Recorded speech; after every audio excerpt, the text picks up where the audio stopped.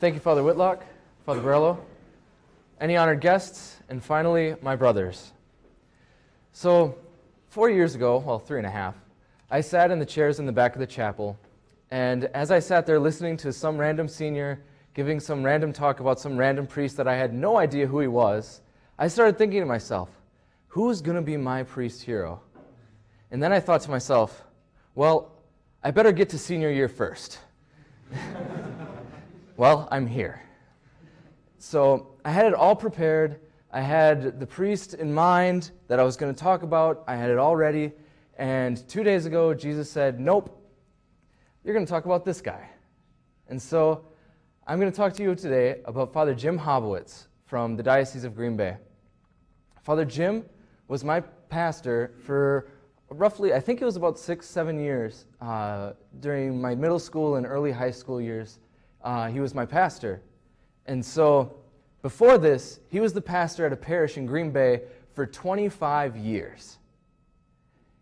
And the priest that was at our parish was Monsignor Jim, so it's two Jims. But Monsignor Jim was well beloved, still is well beloved. He basically was Brett Favre.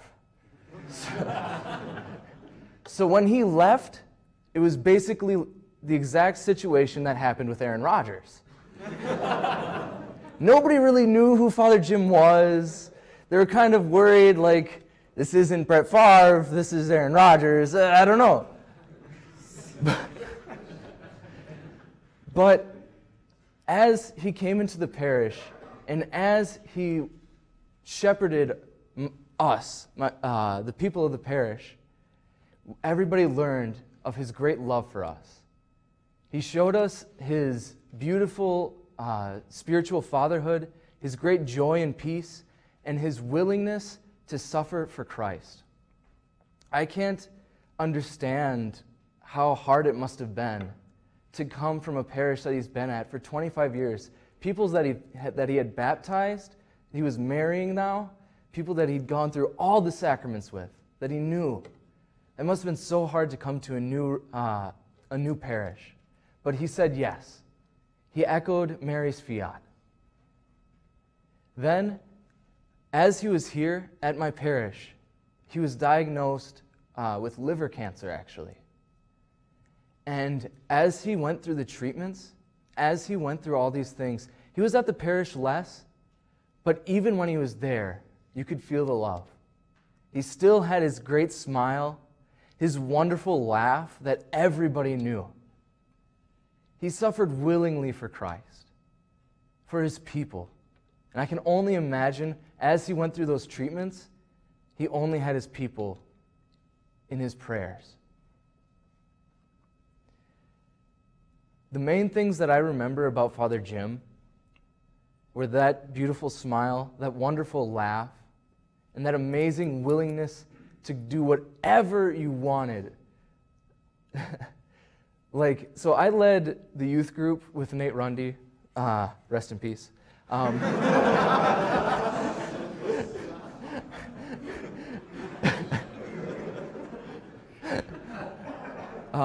our high school, so I led the youth group with him, and as we grew, our youth group grew, and we learned more.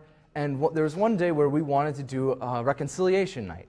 So we asked Father Jim, hey, could you come and hear our confessions? Like, we have our youth group. And he's like, sure, I'll be there. And so he came, everything was good, he heard all our confessions, and he left.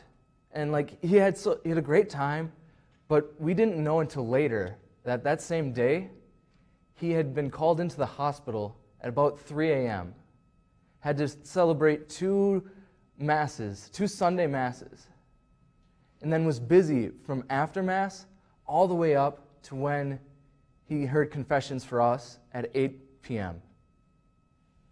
He willingly gave of his time. He willingly gave of his heart.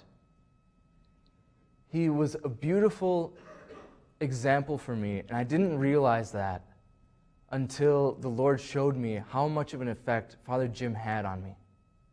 Father Jim really showed me that to be a priest, you have to have a cross on your shoulders, love in your heart, and a smile on your face, all while saying, "Praise be Jesus Christ."